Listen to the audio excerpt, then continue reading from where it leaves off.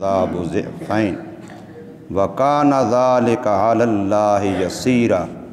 ومن یقنت منکن للہ ورسولہ وتعمل صالحا نؤتها اجرہا مرتین واعتدنا لہا رزقا کریما صدق اللہ مولانا العظیم۔ اے نبی کی بیویوں، جو بھی آئے گی تم میں سے کسی کھلی غلطی کے ساتھ تو اس کو عذاب دیا جائے گا، دگنا عذاب، اور ہائے یہ بات اللہ پر آسان۔ اور جو بھی اطاعت و فرما برداری کرے گی تم میں سے اللہ کی اور اس کے رسول کی اور عمل کرے گی نیک تو دیں گے ہم اس کو اس کا اجر و ثواب دگنا، اور تیار کر رکھا ہم نے ان کے لیے عزت والا روزی۔ سورہ احزاب کی آیت نمبر 30 اور 31 یہ دو آپ حضرات کے سامنے پڑھی گئی اور ترجمہ ہوا ہے۔ پہلی آیت 21ویں پارے کی آخری آیت ہے اور دوسری آیت 22ویں پارے کی پہلی آیت ہے۔ ان دو آیتوں میں اللہ تبارک و تعالی نے براہ راست ازواج مطہرات سے خطاب کیا ہے۔ اللہ کے نبی صلی اللہ علیہ وسلم کی بیویوں سے براہ راست اللہ تبارک و تعالی بات کر رہے ہیں، اور یہ سلسلہ اگلی آیات کے اندر بھی آگے چل رہا ہے۔ پہلی بات رب کائنات نے یہ فرمائی کہ چونکہ تمہارا مقام مرتبہ اللہ کے نزدیک بہت بڑا ہے کہ اللہ نے تمہیں نبی کی بیویاں بنایا ہے، اللہ نے تمہیں امت کی مائیں بنایا ہے، تمہارے بستروں پر فرشتے آتے ہیں، وحی لے کے آتے ہیں، تو تمہاری عظمت اور تمہاری شان کا یہ تقاضا ہے کہ تم سے کوئی غلطی، کوئی کوتاہی، کوئی کمزوری نہیں ہونی چاہیے، خصوصاً کوئی ایسی چیز جس سے اللہ کے نبی کو اذیت اور تکلیف پہنچے۔ اور اگر ایسا ہوا تو چونکہ تمہاری شان بڑی ہے تو پھر تمہیں اس کا مواخذہ اور سزا اور گناہ بھی ڈبل ہوگا، باقی لوگوں کے مقابلے میں تمہاری غلطی کو ڈبل گنا جائے گا۔ اور دوسری آیت میں فرمایا کہ اگر تم نیکی کرو گی، اطاعت و فرما برداری کرو گی تو پھر وہ بھی تمہیں ڈبل ثواب دیا جائے گا۔ گویا بتلا دیا گیا کہ اگر کوئی بندہ اونچی شان پر، اونچے مرتبے پر، اونچی جگہ پر ہو تو وہ وہاں سے گرتا ہے تو اس کا نقصان زیادہ ہوتا ہے، اگر کوئی ہو ہی نیچے وہ وہاں سے گرے تو پھر اتنا نقصان نہیں ہوتا۔ اس سے پتہ چلا کہ اللہ تبارک و تعالی کی طرف سے بندوں پر ان کے مراتب کے لحاظ سے ذمہ داریاں ہیں۔ ایک عام آدمی ہے اور ایک دین کی سمجھ رکھنے والا ہے، ایک اس سے زیادہ عالم فاضل ہے، ایک اس سے بھی زیادہ، تو جس کا جو مرتبہ ہوگا اس کو اسی لحاظ سے اپنے مرتبے کا خیال رکھنا ہے، ورنہ اس کی غلطی صرف اس کی غلطی نہیں ہوتی، اس کی وجہ سے اور بہت سارے غلطی میں مبتلا ہوتے ہیں۔ اور اگر کوئی اونچے لیول کا نیکی کرتا ہے تو وہ نیکی اچھائی صرف اس کی نہیں ہوتی، اس کی وجہ سے بہت سارے اس کے محتاج، اس کے معتقدین ماننے والے اس کی وجہ سے نیکی کرتے ہیں۔ ایک حدیث پاک میں آتا ہے رسول اللہ صلی اللہ علیہ وسلم نے 3 بندوں کا نام لے کے فرمایا، یعنی 3 کام بتلائے کہ اس کام والے بندے کو ایک نیکی پر ڈبل ثواب ملتا ہے۔ ان میں سے ایک ہے جو پہلے کسی آسمانی کتاب اور سچے نبی کو مانتا تھا، پھر محمد کریم صلی اللہ علیہ وسلم کی دعوت اسلام پر اسلام کو اور محمد کریم صلی اللہ علیہ وسلم کو بھی مان لیا۔ اب اس بندے کو دنیا میں جتنی یہ نیکیاں کرے گا ہر نیکی پر ڈبل ثواب ملے گا۔ پہلے وہ موسیٰ علیہ السلام کو ماننے والا تھا، پہلے وہ عیسیٰ علیہ السلام کو ماننے والا تھا، ابراہیم علیہ السلام کو ماننے والا تھا، کسی سچے نبی، سچے دین، سچی شریعت پر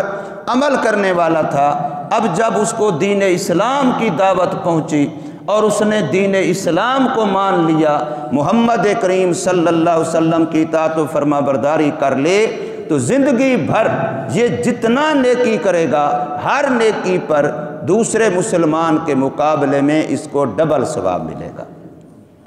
اسی طریقے سے رسول اللہ صلی اللہ علیہ وسلم فرمایا، پہلے زمانے میں جو غلام ہوتے تھے، فرمایا کہ جو بندہ کسی بندے کا غلام ہے، آج کے دور میں سمجھیں جو بندہ کسی بندے کا ملازم ہے، کسی بندے کا نوکر ہے،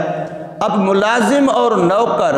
وہ اپنے اس بندے کا جس کا وہ ملازم ہے، جس کام پر اس کی جو ڈیوٹی وہاں حکومت کی طرف سے، محکمے کی طرف سے، مالک کی طرف سے لگائی گئی ہے، اس کو بھی 100% پورا دیانت کے ساتھ ادا پورا کرتا ہے،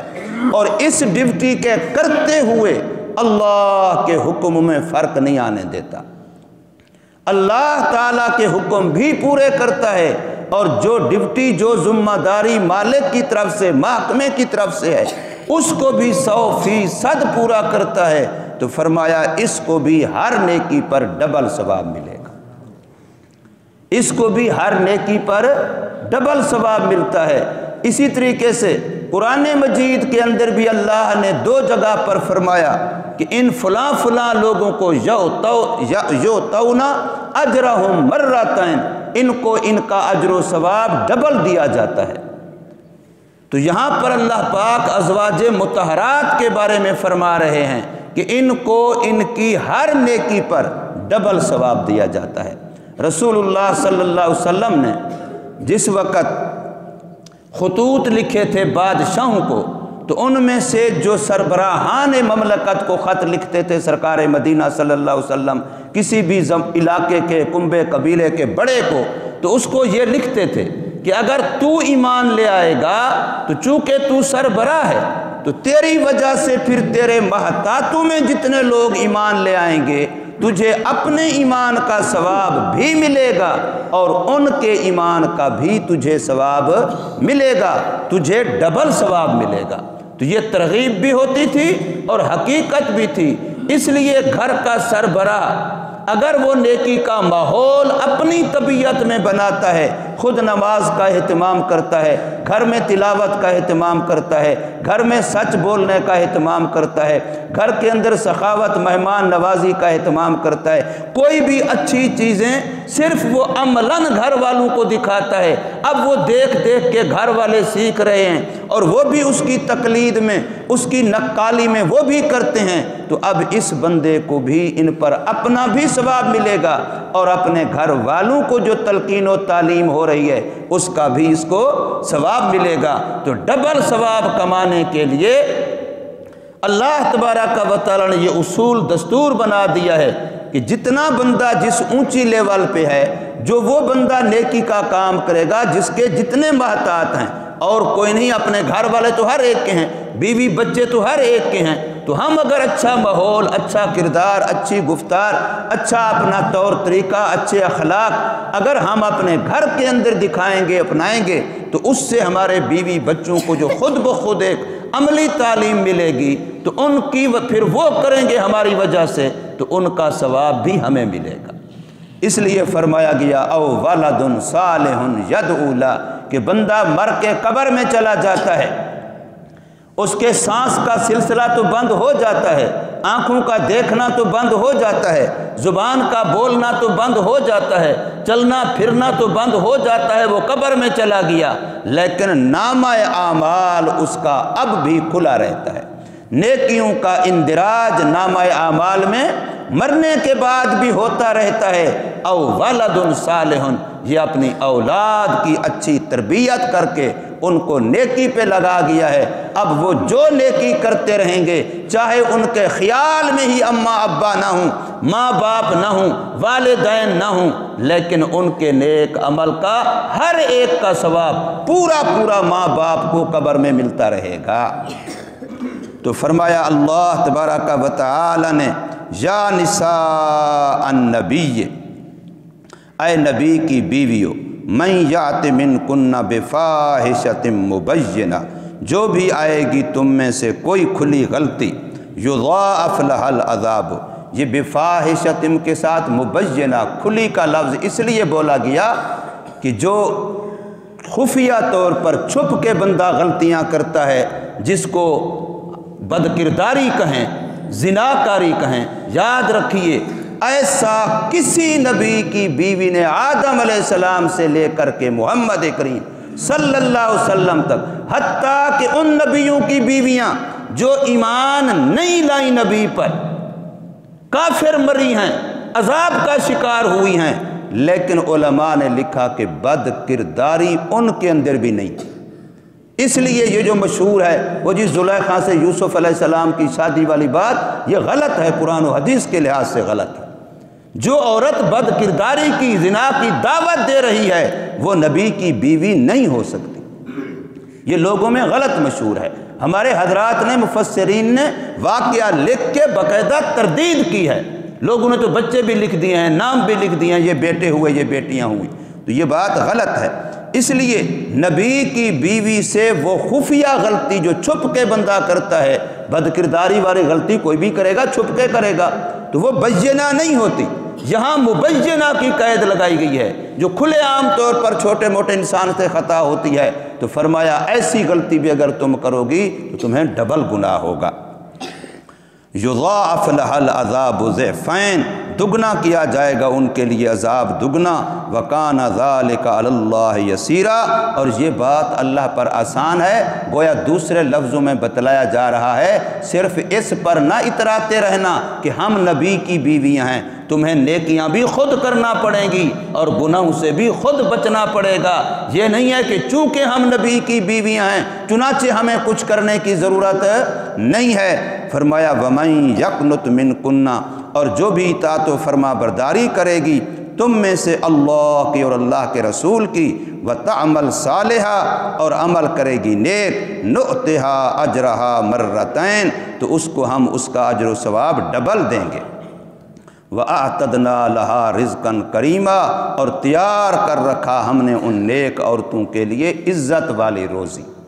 نیک عورتوں کے لیے اللہ نے عزت والی روزی تیار کر رکھی۔ اب یہاں اللہ نے یہ قید نہیں لگائی کہ یہ عزت والی روزی جنت میں، یہ عزت والی روزی دنیا میں، یہ قید نہیں لگائی، اشارہ کر دیا کہ اگر عورت نیک ہے بالفرض والمحال، اگر وہ بیوہ ہو گئی، اگر وہ بیچاری مطلقہ ہو گئی، اگر اس کے سر سے مرد کا سایہ ہٹ بھی گیا، لیکن وہ نیک ہے، اس کا تعلق اپنے اللہ سے ٹھیک ہے، تو رب کائنات اس کو عزت کی روزی دیتا رہے گا۔ اللہ نے اپنے ذمے لے لیا ہے کہ نیک عورت کے سر سے بالفرض والمحال اگر مرد کا سایہ نہ بھی رہا، تب بھی رب کا وعدہ ہے کہ اللہ اس کو روزی بھی دیتا رہے گا اور دے گا بھی کریماً، عزت کے ساتھ۔ تو یہ بہت بڑی بات ہے۔ اب یہ بظاہر تو خطاب تو ہے نبی پاک صلی اللہ علیہ وسلم کی عورتوں کو، لیکن یہ قرآن ہمیشہ کے لیے ہے، یہ قرآن قیامت تک کے لیے ہے، یہ آج کی ہماری بیویوں کے لیے بھی ہے، ہمارے گھروں کی عورتوں کے لیے بھی ہے۔ ہر گھر کی عورت گھر کی سربراہ ہے، اور گھر کے محتاط بچے کم از کم اسی ماں سے رنگ پکڑتے ہیں۔ ماں کی گود بچے کی پہلی تربیت گاہ ہے، ماں کی گود بچے کا پہلا مدرسہ ہے،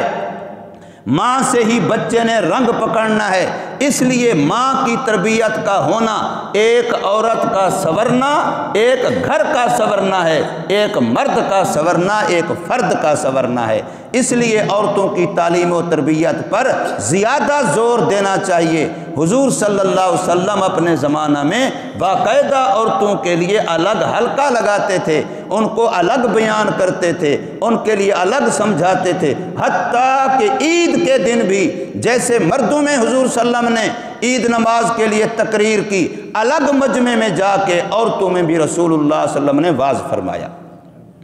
عورتوں کے لیے الگ مجمع میں جا کے وہ اکٹھی ہوئیں، ان کو واعظ فرمایا۔ اور آج ہم نے ان چیزوں کو چھوڑا، بس عورتیں لگی ہوئی ہیں اسی بات پر کہ کھانا پکانا کیسے ہے، پہننا کیسے ہے، ڈیزائن اور فیشن کیسے ہیں۔ پھر جناب کہتے ہیں کہ کماتا تو بہت ہوں، پورا نہیں ہوتا۔ اس لیے نہیں ہوتا کہ جو خرچ کرنے والا طریقہ ہے ادھر دین تو ہے نہیں۔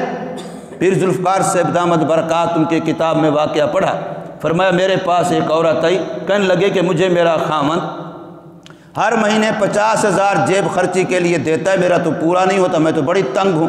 50,000 روپیہ میرا پورا نہیں ہوتا، میں بڑی تنگ ہوں۔ تو حضرت فرماتے میں نے اس کو نصیحت واز کیا، پھر طریقہ بتلایا کہ تم اس طریقے زندگی گزارو۔ 2 مہینے کے بعد آئی، کہتی ہے حضرت اتنے پیسے بچ جاتے ہیں، اب بتاؤ لگاؤں کہاں، کون سے نیک کام پہ لگاؤں؟ تو دینی تربیت نہ ہو تو پھر بے برکتی ہوتی ہے، کمائی بھی پوری نہیں ہوتی، اور اگر دینی تربیت ہو تو پھر اللہ کی طرف سے برکت ہوتی ہے، پھر انسان کا تھوڑا کمایا ہوا بھی گھر میں پورا ہو جاتا ہے۔ اللہ تبارک و تعالی ہمیں سمجھ نصیب فرمائے، عمل کی